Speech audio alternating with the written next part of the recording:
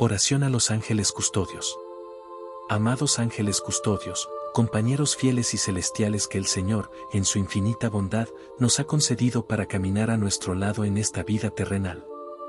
Guíennos siempre con su luz divina y eterna, protejan cada uno de nuestros pasos, tanto en el día lleno de actividad como en la noche de descanso.